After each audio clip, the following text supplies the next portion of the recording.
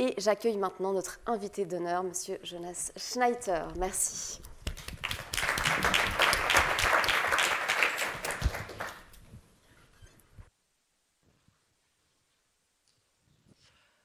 Vous m'entendez? Oui, parfait.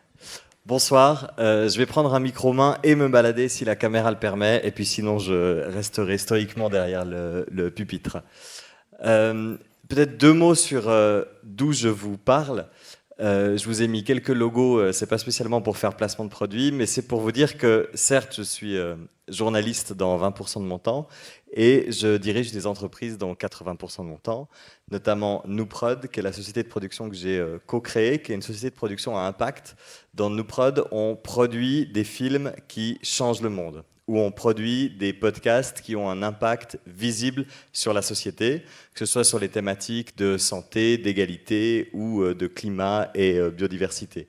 La Souris Verte, c'est une société de production genevoise et un peu plus classique dont je suis l'associé. Nuée, c'est une société de production digitale que j'ai co-créée et aujourd'hui que je co-dirige. Les Productions Romandes, c'est une société d'événementiel que je co-dirige. Et Novatix, c'est une société qui implémente l'intelligence artificielle dans les PME de Suisse romande que j'ai cofondée et qu'aujourd'hui on a vendu à un groupe plus important qui s'appelle Ansam. Je vous dis ça pas pour faire mon CV ou pour postuler, mais pour vous dire que cette expérience-là, elle m'a permis de parcourir à la fois des écosystèmes très impact avec Nouprod, c'est-à-dire travailler avec la Confédération, les cantons, les ONG, les entreprises à but idéal, etc. Et avec Novatix, un écosystème PME plus proche des réalités quotidiennes, avec notamment les questions de rentabilité, d'implémentation de l'intelligence artificielle, etc. Et dans l'ensemble de ces activités, j'ai essayé de mettre en place un management qui est data-driven, avec un sens, et j'ai eu énormément recours à la psychologie sociale. Et c'est de ça dont j'aimerais vous parler aujourd'hui. Quand j'ai créé Nouprod, on s'est posé la question de, OK, on va faire des films qui ont un impact positif, mais comment est-ce qu'on va mesurer cet impact? Comment est-ce qu'on va mesurer si telle ou telle émission de télévision rend les gens plus écolos ou moins écolos? Et on a exactement le même problème avec Novatix, quand on veut implémenter de l'intelligence artificielle dans une PME ou dans une grande entreprise. On doit être proche de l'impact et on doit travailler avec psychologie, c'est-à-dire comment est-ce qu'on va réussir à induire un changement qui est positif, comment on va réussir à emmener une équipe vers ce changement. Et en fait, dans ces deux cas, la psychologie sociale a été décisive. Une des expériences qu'on a faites de psychologie sociale, c'est cette étude qu'on a mandatée à l'Université de Genève. C'est une méta-analyse qui screen presque 20 000 études, 18 000 et quelques, sur cette question clé: quels sont les contenus qui rendent les gens écolos? Et quels sont les contenus qui font exactement l'inverse? Et pourquoi? Et ça, c'est des conclusions que je vais vous partager. Et surtout, comment est-ce que nous, on utilise ça? Alors, chez Nouprod, par exemple, pour créer du contenu qui est efficace, et ensuite, par exemple, chez Novatix, pour accompagner des entreprises qui sont en train de faire des changements structurels, par exemple, mettre de l'IA dans l'ensemble de leur processus. Alors, OK, du contenu qui rend les gens écolos. Donc, créer un film, faire un discours, une communication interne qui va permettre d'induire des changements de comportement. Comment est-ce qu'on peut s'y prendre? D'abord, quels sont les obstacles? Le premier obstacle qui a été identifié par ces 18 000 études, c'est l'abstraction et la distance. Donc, le changement climatique, c'est pas ici, c'est pas maintenant, c'est ailleurs, et c'est pas très clair ce dont on parle. Et ça, c'est un problème de communication. Il y a le manque de connaissances, et le manque de connaissances est pire que ce que vous pensez. C'est-à-dire qu'à chaque fois qu'on fait des études randomisées sur la population, où on leur pose des questions de culture générale sur la transition climatique, sur les ordres de grandeur, sur les bonnes solutions, etc., c'est pire que ce qu'on pense. Par exemple, une majorité de la population française, c'est une étude récente, pense que trier ses déchets a plus d'impact que prendre l'avion. Et là, la différence scientifique est énorme entre le véritable impact et l'impact perçu. Et ça va être très important dans ce que je vais vous dire après. Donc, rappelons-nous que le niveau de connaissance du public est encore plus bas que ce qu'on pouvait penser. Et puis, il y a les biais cognitifs. On apprend à bien les connaître maintenant, mais en gros, notre cerveau nous piège en permanence, et particulièrement quand les informations sont abstraites, distantes et complexes. Un premier biais cognitif qui est à l'œuvre, et qui est à l'œuvre dans pas mal d'autres contextes managériels, c'est la réactance. La réactance, c'est vous demandez quelque chose à quelqu'un, et la personne fait exactement l'inverse. Et pourquoi est-ce qu'elle fait exactement l'inverse ?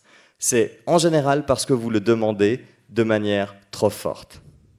Pendant le Covid, je mets des amendes, je menace, il y a des feux bleus dans la rue qui demandent de faire ceci ou faire cela. Pour une partie du public, c'est injuste et trop fort, et donc on fait exactement l'inverse. Vous êtes en train de rouler en Porsche Cayenne sur l'autoroute et vous avez des militants climat qui vous bloquent l'autoroute. Vous trouvez ça injuste et trop fort, la police libère la route des militants climat, vous accélérez et vous essayez de polluer un maximum jusqu'à la fin de votre trajet. Ça, c'est la réactance. Ensuite, il y a le déni. Le déni, bon, je ne vais pas vous expliquer ce que c'est le déni, mais je vais vous expliquer un cas concret de déni qui fait froid dans le dos. Une étude scientifique américaine, qui depuis a été reconduite en Suède, se posait la question de quel était le public le plus climato-sceptique. Et ils ont découvert que le public le plus climato-sceptique, c'était les jeunes mamans. Enfin, les mamans d'un jeune enfant, donc en général les jeunes mamans.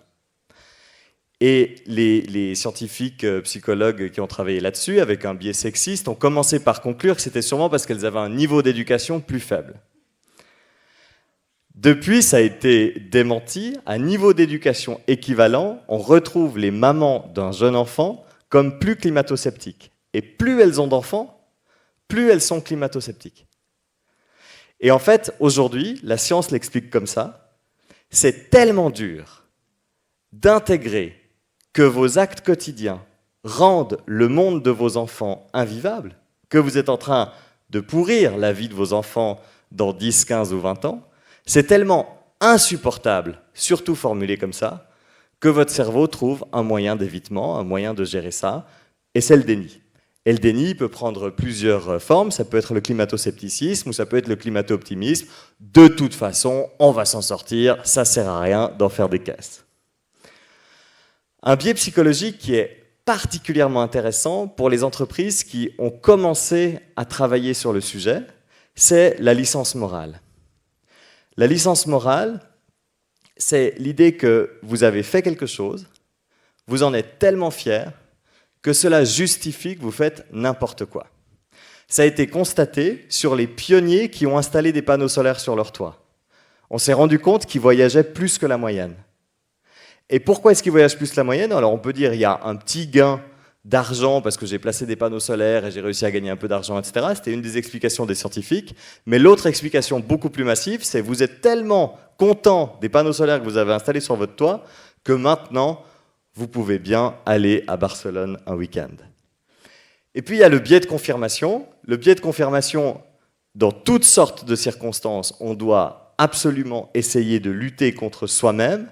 C'est l'idée que si je vous donne 3 informations, 2 qui vont contre vous, 1 qui va dans votre sens, vous allez retenir celle qui va dans votre sens. C'est pas parce que vous êtes con, c'est parce que l'évolution vous a amené à vous centrer sur ce qui confirme vos croyances. Et puis il y a le biais du spectateur. Le biais du spectateur, c'est ces images horribles au Japon où on voit quelqu'un se faire agresser sur un quai de gare, 2000 personnes derrière, personne qui agit.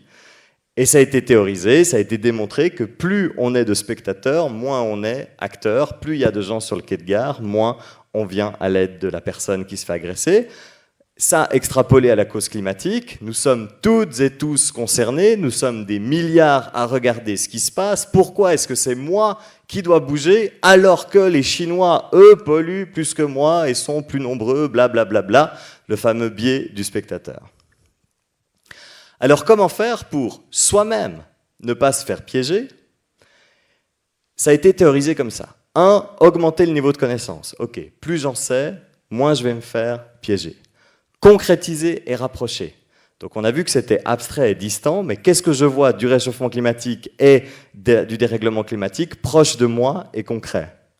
Douter, l'époque ne veut pas tellement ça, mais douter permet de se protéger, et prendre du recul, chercher le rationnel.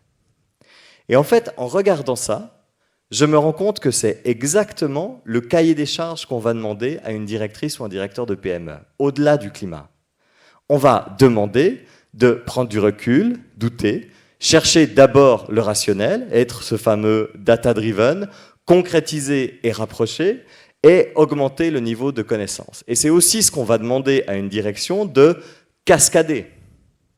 Et donc en fait, on peut avoir une approche managériale du changement climatique, une approche managériale de la transition climatique, une approche managériale de la crise de la biodiversité, en appliquant les mêmes recettes et en cherchant à appliquer les mêmes connaissances à une équipe, par exemple, d'une entreprise.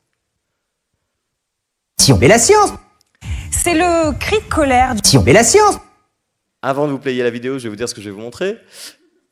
Je vous ai sorti 4 exemples de vidéos qui sont des exemples, que vous ayez vu cette vidéo ou pas, c'est des exemples très répandus.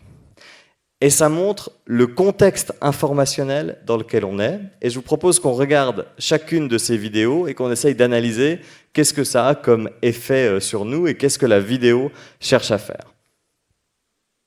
si on met la science nous apprend aussi qu'à partir de 46 degrés, même dans un environnement avec 50% d'humidité dans l'air, ta transpiration elle s'évapore plus. Du coup t'évacues plus la chaleur, du coup t'es encore plus chaud, et si tu peux pas faire baisser la température de ton corps, bah tu meurs. Allez Jérémy, si tu veux pas mourir à cause de la chaleur, il faut que tu plonges dans le lac pour te refroidir. Hein?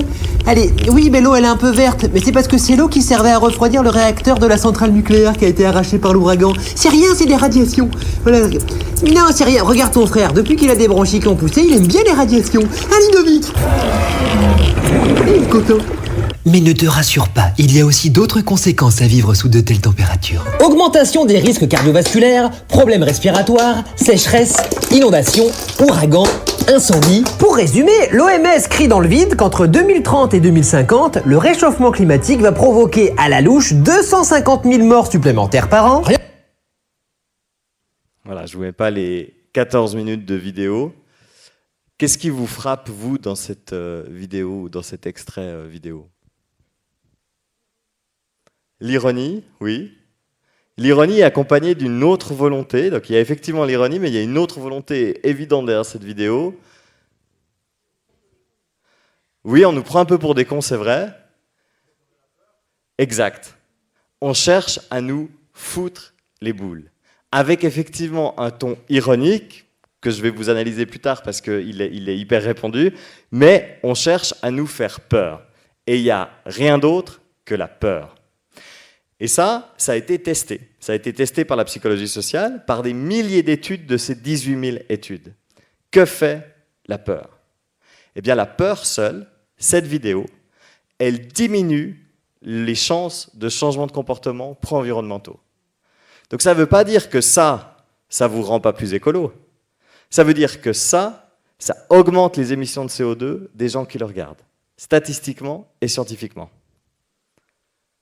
C'est le cri de colère du week-end et il vient d'une des plus grandes stars d'Hollywood. Écoutons ce que nous dit le monde. Le monde nous dit que le monde est abusé, que nous détruisons la capacité de la nature de nous servir. Notre avenir dépend de la science. Et le fait de reconnaître la vérité de ce qui se passe devant nos yeux. Et si on se bouge pas le cul, maintenant, si on le fait pas maintenant, on va perdre cette planète. Qu'est-ce que ça vous évoque, ça? J'ai pris le discours d'Harrison Ford, mais c'est un discours qu'on entend beaucoup. La colère, oui. La culpabilisation, exactement. On est dans un cas classique de culpabilisation. On joue sur notre culpabilité. Pas sur notre motivation, mais bien sur notre culpabilité. Pas sur notre responsabilisation, mais bien sur notre culpabilité. Quelle est la différence entre une responsabilisation et une culpabilisation, selon la psychologie sociale toujours? La responsabilisation, il y a le mot responsable dedans, vous avez des solutions. Vous êtes responsable d'une solution. Si vous êtes responsable d'une situation, vous êtes responsable alors d'un accident, et ça c'est le mot français qui nous piège et qui dit responsable, mais si vous êtes responsable d'un accident, c'est que vous êtes coupable d'un accident, c'est qu'on vous culpabilise de cet accident. Et c'est exactement ce que fait ici Harrison Ford, c'est qu'il ne fait que nous culpabiliser. Et la culpabilisation sans rien d'autre, donc exactement cet extrait, la psychologie sociale découvre que c'est contre-productif. Ça crée particulièrement de la réactance. Pourquoi? Parce que vous êtes culpabilisé, vous trouvez ça injuste, vu que vous trouvez ça injuste, vous réagissez avec de la réactance. On n'a plus de facture d'eau depuis 50 ans, et puis on n'a plus de facture d'électricité depuis 27 ans. Les gens ont du mal à comprendre qu'on est relié à aucun fil. L'idée c'était de mutualiser beaucoup de tâches, je sais pas, faire la cuisine en commun, vivre tous dans la maison, etc. Ça permet de faire des économies d'échelle en fait, qui libèrent du temps. Il y a aussi l'idée qu'on puisse se remplacer les uns les autres. Sylvie Perrenne vit dans la seule maison du village dotée d'une adresse postale et d'un numéro d'immatriculation. Une tiny house comprenait une maison de 12 mètres carrés où faire ses vitres relève du défi sportif. Enfin, c'est un sport avec vue, quoi. À l'intérieur, le confort d'une maison moderne. Chauffage au gaz, raccordement à l'eau potable et alimentation électrique. Alors l'électricité, j'ai choisi de ne pas me relier au réseau, donc je fonctionne avec 6 panneaux solaires qui sont dans le pré en dessous. Qu'est-ce que ça vous évoque? L'utopie. L'exemple, c'est hyper intéressant parce que je vais terminer sur ce truc de exemplaire. Oui, c'est l'exemple dans le sens, le purisme.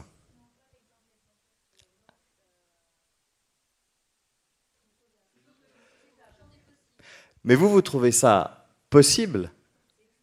Vous imaginez l'année prochaine vous dire, ah bah ok, en fait je vais aller dans la forêt avec une tiny house, mettre des panneaux solaires en autonomie et peut-être me mettre en communauté avec d'autres gens qui ont des tiny houses dans la forêt. Ça, vous trouvez possible? Oui? Alors, je dis pas que c'est pas possible. La preuve, ça existe. C'est donc que c'est possible. Mais considérer que c'est dans le champ des possibles d'un public large, là par contre, c'est impossible. Donc qu'est-ce que ça fait? Ça rajoute plutôt de la distance entre ce que je pourrais faire, ce que je dois faire. Et donc, on est plutôt dans l'exemple de ce que la psychologie sociale appelle le super-héros. Alors là, il n'y a pas de tenue et de slip sur les pantalons, mais on est dans le cas du super-héros, c'est-à-dire qu'il y a tellement à faire pour en arriver là que je ne sais pas par où commencer, et ça va d'abord me décourager. Ça ne va pas tellement me mettre en capacité de passer à l'action. Et on le verra justement après avec une partie sur l'exemplarité que je voulais vous montrer. Et on termine avec ça. Qu'est-ce qui se passe aujourd'hui? Aujourd'hui, en fait, quand on regarde les calottes du Groenland, en fait, on peut suivre par des techniques satellitaires d'interférométrie radar. Vous voyez à gauche une barre qui montre tout simplement c'est ce 1 degré, 1,1 degré dont j'ai déjà parlé par rapport à 1900, à la période 1850-1900. Donc ça, c'est ce qui est observé comme réchauffement.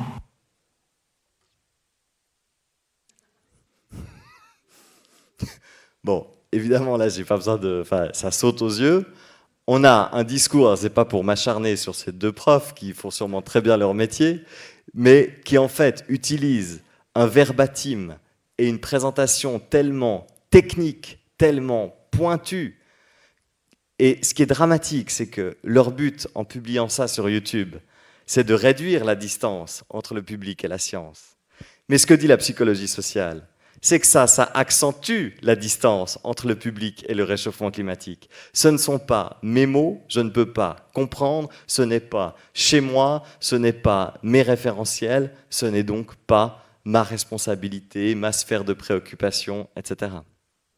Et donc si je vous montre ces 4 exemples, c'est pour vous montrer que oui, la psychologie sociale nous dit il faut douter, concrétiser, etc.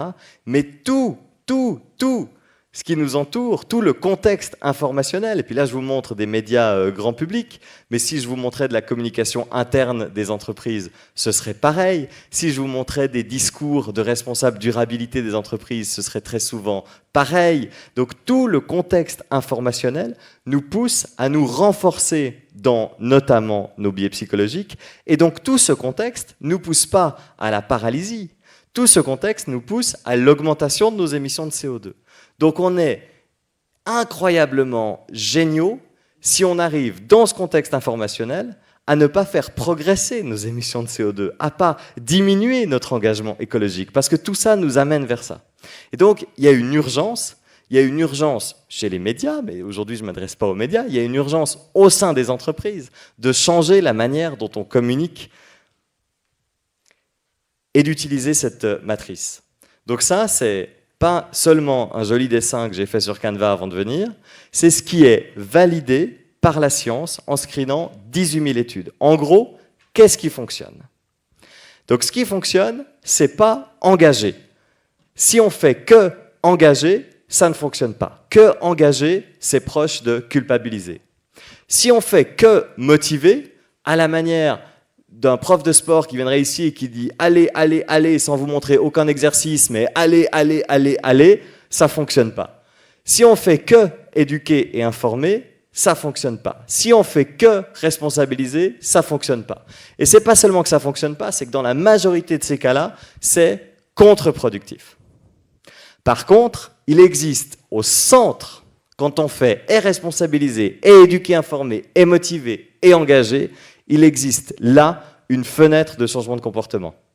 Mais c'est en faisant les 4 simultanément sur le même public. C'est ça qui fonctionne. Et ça va contre tout ce qu'on fait, y compris en entreprise, en disant il ne faut pas mélanger les choses. Quand on va voir un universitaire, quand on va voir le GIEC, ils sont que dans éduquer, informer. Maintenant, si on leur dit ce serait bien d'être un peu motivé, non, il ne faut pas mélanger les choses. Si vous êtes dans un parti politique, on sera souvent que dans engager. Ce n'est pas notre rôle d'éduquer, informer, nous on est sur l'engagement. Et puis ces discours-là, vous allez les trouver dans tous les secteurs de l'entreprise, dans tous les secteurs de l'État, dans la plupart des ONG, dans la plupart de celles et ceux qui communiquent sur la durabilité, de ne pas vouloir tout mélanger. Et en fait, ce que nous dit la psychologie sociale, c'est vous avez la responsabilité de tout mélanger, parce que si vous ne le faites pas, ce que vous faites est contre-productif. Et ensuite, il y a des pièges.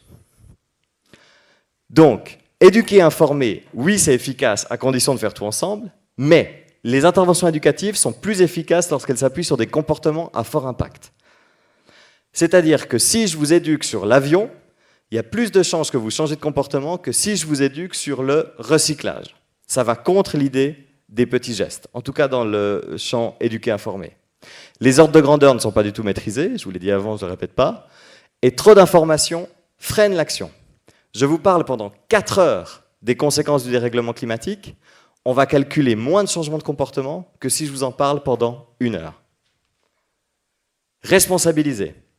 En insistant trop sur les responsabilités individuelles face au changement climatique, on suscite un sentiment d'impuissance ou d'anxiété.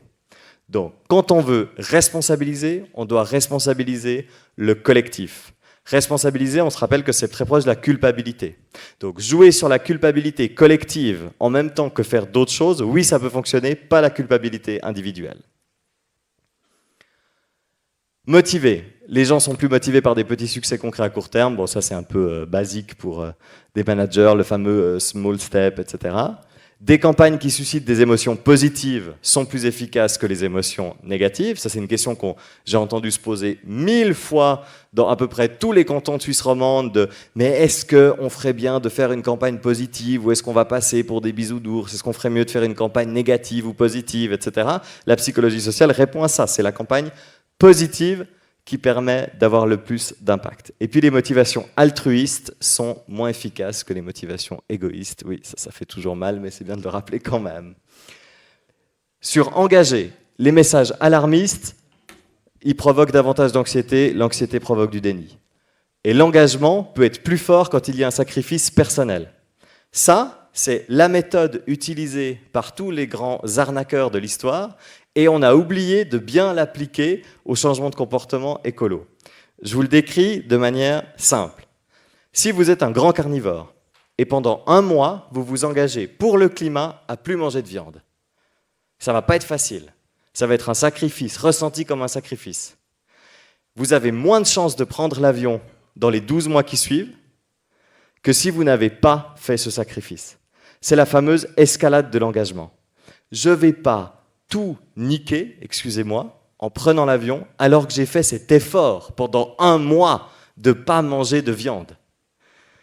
Et donc, ça montre que le sacrifice personnel, le fait de souffrir un peu, eh ben, ça permet d'entrer dans une spirale de l'engagement, et ça, c'est pas forcément négatif. Donc, appeler les gens à perdre un peu de confort, c'est pas forcément les dégoûter de l'écologie, c'est au contraire les emmener dans une spirale de l'engagement de « je vais pas ruiner tous mes efforts alors que j'ai déjà fait des efforts ».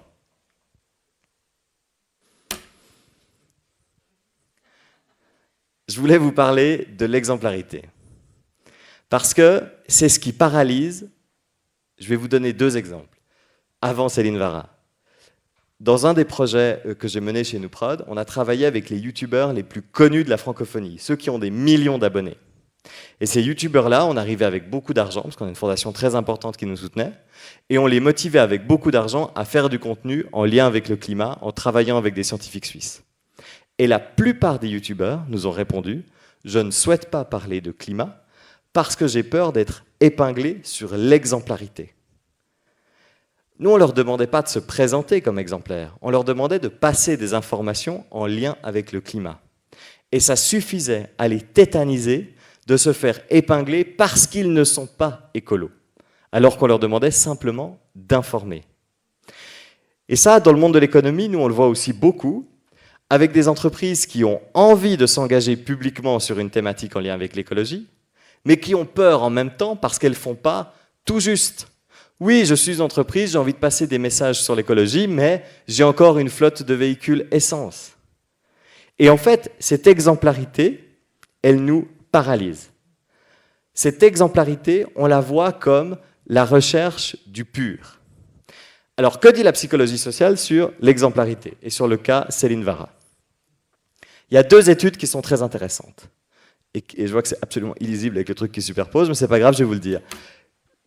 Plus les participants de cette étude de 2012 craignent d'être jugés immoraux ou immoraux, plus ils seront sévères sur quelqu'un qui fait quelque chose de juste en lien avec le climat.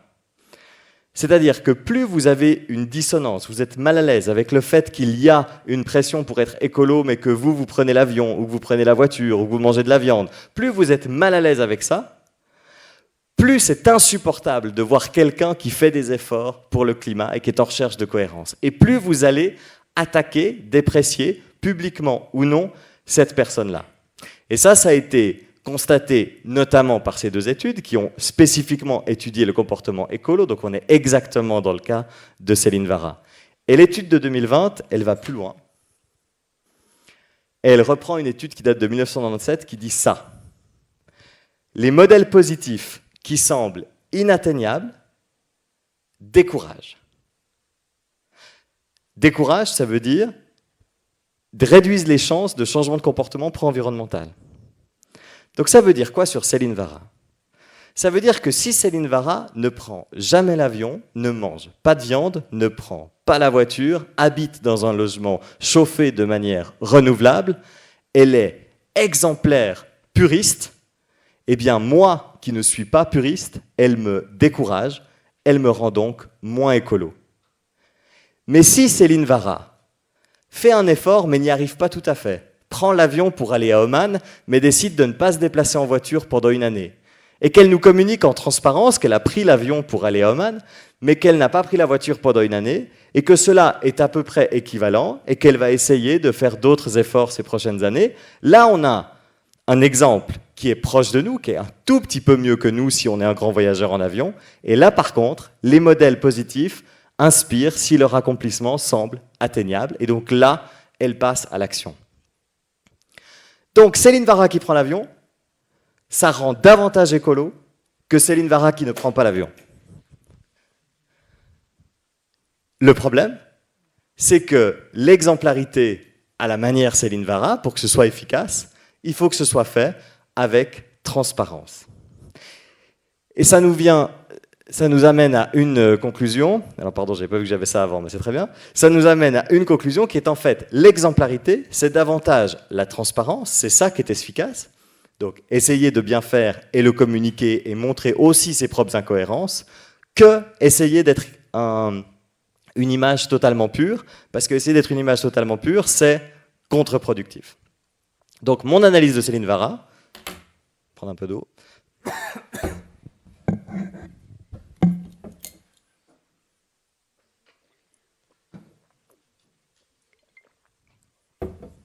C'est qu'elle est passée à côté d'une opportunité incroyable d'avoir un discours écolo qui aurait convaincu et qui aurait fonctionné. Et ça, nous, on peut l'apprendre, notamment en direction d'entreprise. On ne cherche pas à montrer de l'entreprise une image pure. On ne cherche pas à devenir le Dalai Lama de l'écologie, parce que ça décourage et ça rend pas écolo. On cherche des entreprises qui essayent de bien faire et qui le montrent en transparence en étant exemplaires. Mais ça implique une chose, c'est qu'il faut que les ordres de grandeur soient maîtrisés. Parce que sinon, vous allez, en tant qu'entreprise, limiter radicalement les vols en avion. Vous allez, en tant qu'entreprise, chauffer votre bâtiment de manière renouvelable. Vous allez, en tant qu'entreprise, avoir un plan de mobilité exemplaire avec du vélo plutôt que de la voiture, etc. Et on va vous reprocher, en tant qu'entreprise, d'avoir du PET dans vos poubelles. Et en fait, on vous trouvera toujours le petit machin, le petit truc qui fait que, en fait, vous êtes hypocrite, etc. Et donc, c'est important qu'on se mette, en tant que société, d'accord sur des ordres de grandeur. Et ces ordres de grandeur-là, ils vont nous permettre d'être transparents, en confiance, et de dire, oui, ça ne vaut pas ça. Oui, j'envoie encore des mails. Oui, j'ai encore un serveur aux États-Unis, d'accord, mais j'ai limité drastiquement mes vols en avion et je me chauffe de manière renouvelable. Et pour la blague, je vous montre que je suis venu en voiture, en plus d'Elon Musk, c'est pas terrible, et que j'ai un voyage à Marrakech prévu le 12 juillet où il va faire très chaud. Donc je voulais, en transparence, vous montrer mes propres failles. Maintenant que je vous ai parlé de tout ce qui fonctionnait pas, j'aimerais quand même vous montrer une étude qui date de 2025, qui est toute récente, qui est une méta-analyse, qui a aussi screené des dizaines de milliers d'études, qui s'est interrogée pas sur le contenu, mais sur ce qui rend les gens écolos de manière générale, et notamment dans le cadre de l'entreprise. Qu'est-ce qui fonctionne en gros? Est-ce que c'est des incitatifs financiers? Est-ce que c'est des punitions? Est-ce que c'est la transparence où on voit les empreintes CO2 de tout le monde sur l'intranet? Est-ce que c'est... Et il y a des milliers de dispositifs qui ont été testés. Et le dispositif le plus efficace, c'est une phrase. Si je fais au moins 5% de marge le 31 décembre, alors je mettrai 100 000 francs dans un nouveau plan de mobilité de mon entreprise. Si j'ai le temps d'aller en train à ma prochaine conférence internationale, alors je prendrai le train.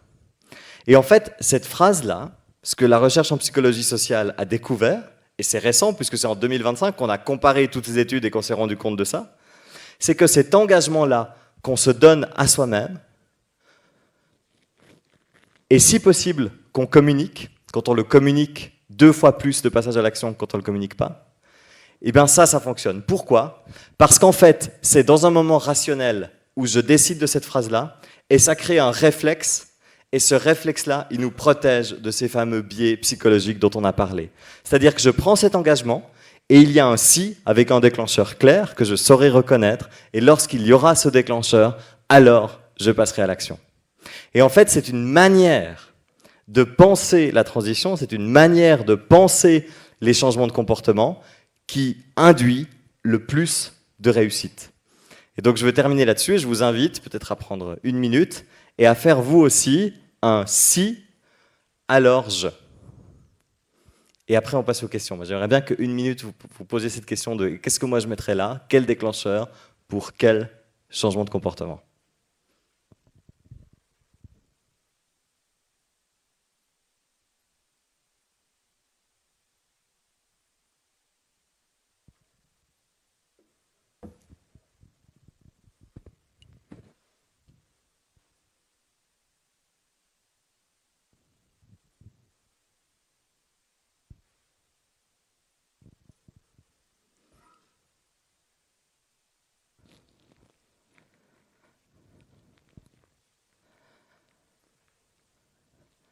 Et on peut passer aux questions si vous voulez.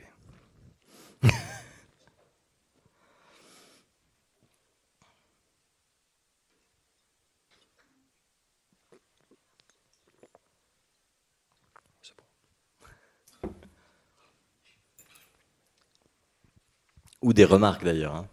Oui, ici. Il faut qu'on amène le micro, ouais, ok.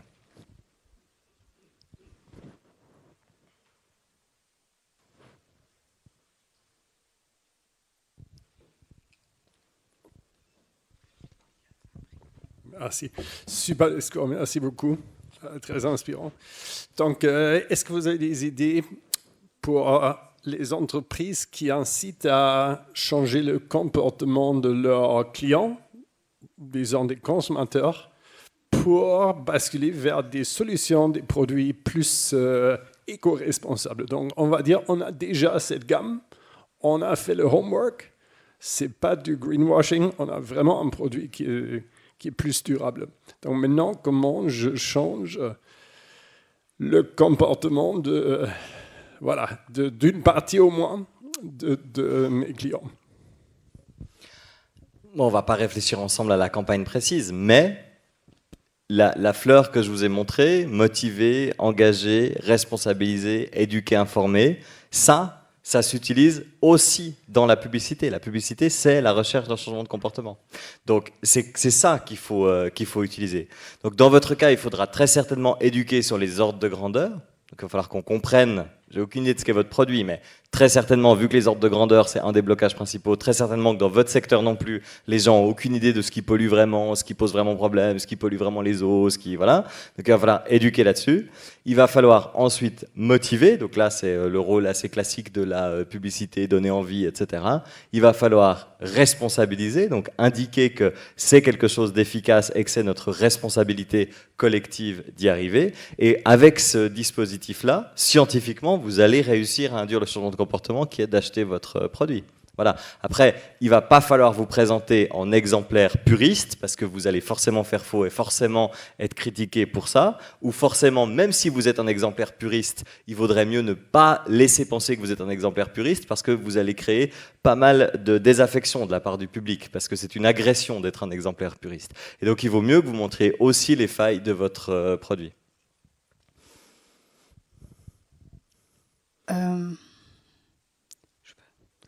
Alors, en haut, ici. Ah, tout en haut. Oui. La dernière étude que vous avez montrée, je crois, c'est votre... Lockwood.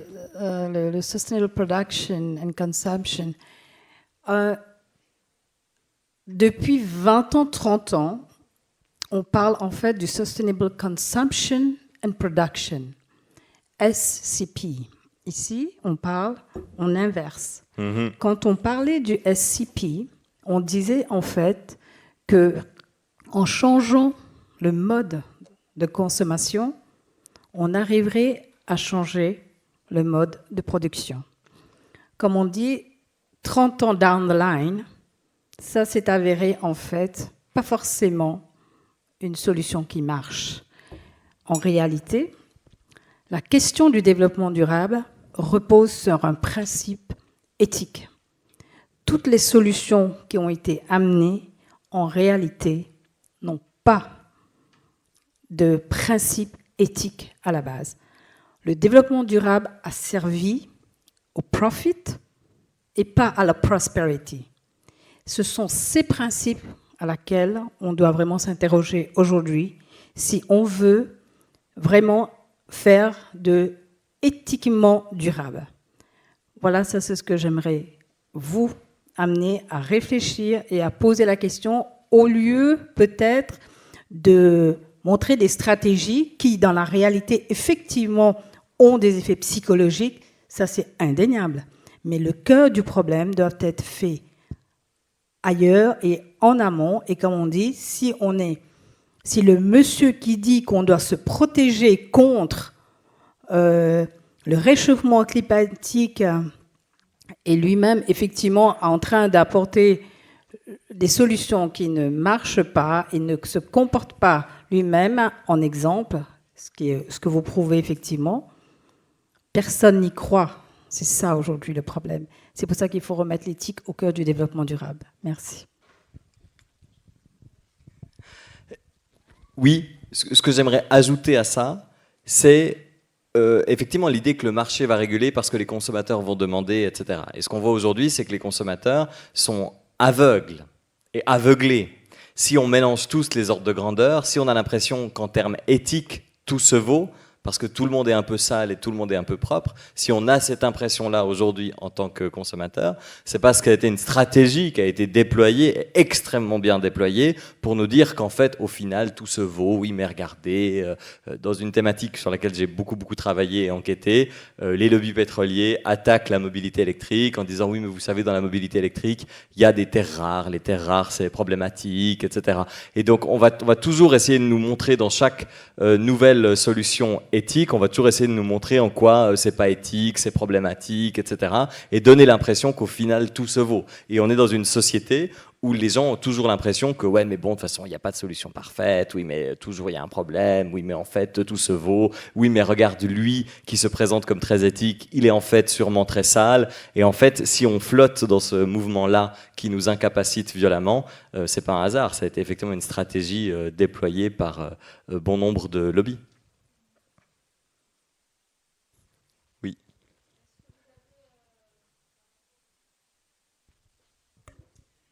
Vous avez évoqué la notion de sacrifice, d'engagement là sur la phrase, et il y a aussi au niveau comportement individuel, est-ce que vous avez aussi un point de vue sur les effets rebonds? Puisque je me suis privée sur cette partie-là. C'est souvent la licence morale, l'effet rebond. Oui. Enfin, il y a des effets rebonds scientifiques où il n'y a même pas de biais, de biais psychologique, mais le biais psychologique du panneau solaire, donc l'effet rebond de fait, j'ai émis plus de CO2 même si j'ai installé des panneaux solaires, c'est effectivement la licence morale. Et l'effet rebond, il est aussi souvent lié, et la licence morale aussi, à la non-maîtrise des ordres de grandeur. Donc je suis très fier d'un truc qui n'a servi à rien, et donc je vais faire un truc dramatique juste derrière parce que je l'ai bien mérité. Et ça, effectivement, on le voit un peu dans tous les secteurs tout le temps, quoi. Donc cet effet rebond, on peut lutter assez violemment contre cet effet rebond en mettant davantage les ordres de grandeur à l'ordre du jour et en faisant très attention à cette licence morale. Et je pense que le simple fait d'en parler, et particulièrement dans les milieux engagés, ça, on sait scientifiquement que prendre conscience de ces biais psychologiques, ça immunise en partie contre ces biais psychologiques. Pas totalement, on n'est pas... mais on sait qu'on est moins piégé par son cerveau une fois qu'on connaît ces mécanismes-là. Donc il faut en parler davantage, quoi. Bonsoir. Je suis au milieu. Oui. Vous nous parlez en tant que chef d'entreprise, mais vous êtes aussi journaliste. Vous avez parlé de l'affaire Bara. Est-ce que vous pouvez quand même nous parler du rôle des médias par rapport à vos observations, donc même si par rapport à la société de production, vous essayez d'avoir un impact, mais vraiment dans le métier de journaliste d'actualité, est-ce que vous faites aussi ces présentations à vos collègues ou quel est le rôle des médias par rapport à toute cette réflexion que vous avez faite? Alors oui, il m'arrive de leur parler de ça. Les médias, la politique, les entreprises, les citoyens, les consommateurs, encore plus en Suisse, c'est les mêmes personnes. Donc, je suis journaliste et je travaille à la RTS, je ne maîtrise pas les ordres de grandeur. Je suis journaliste et je travaille à la RTS, je suis plein de licences morales, je suis plein de réactance, je suis plein de déni, je suis plein de... Voilà. Et je ne suis pas, en tant que journaliste, armé plus que la moyenne de la société pour lutter contre ces biais psychologiques. Et ça, c'est une réalité. Voilà. Alors, je ne dis pas que mes collègues font mal leur travail, ils font du mieux qu'ils peuvent, mais ils ont un cerveau équipé comme nous, ils baignent dans le même contexte informationnel, peut-être même le même contexte informationnel au carré, parce qu'ils en consomment encore plus, donc c'est encore plus difficile. Ils connaissent pour certains et certaines l'existence de ces biais psychologiques, il y en a plein qui ne les connaissent même pas, et ils essayent du mieux possible de s'en prémunir. Mais quand on n'appartient pas au groupe, les médias, on a tendance à penser que c'est une caste à part. De même que quand on n'appartient pas au groupe les patrons, on part du principe que c'est une caste à part et qu'ils pensent différemment, etc. Et quand on n'appartient pas au groupe les politiciens, on pense que, voilà, dans les faits, il y a exactement les mêmes biais et les mêmes problèmes chez mes collègues.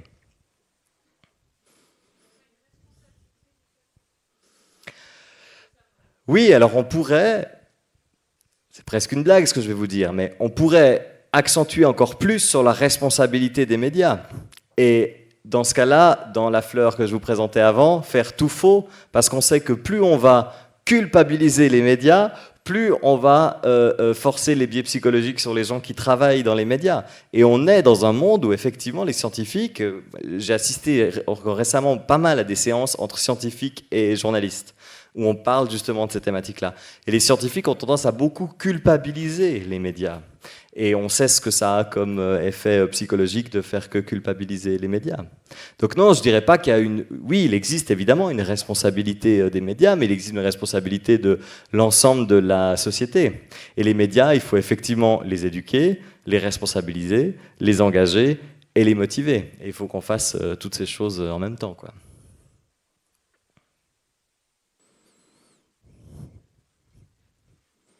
Écoutez, je vous propose qu'on s'arrête là pour la session questions-réponses. Merci beaucoup. Merci Jonas.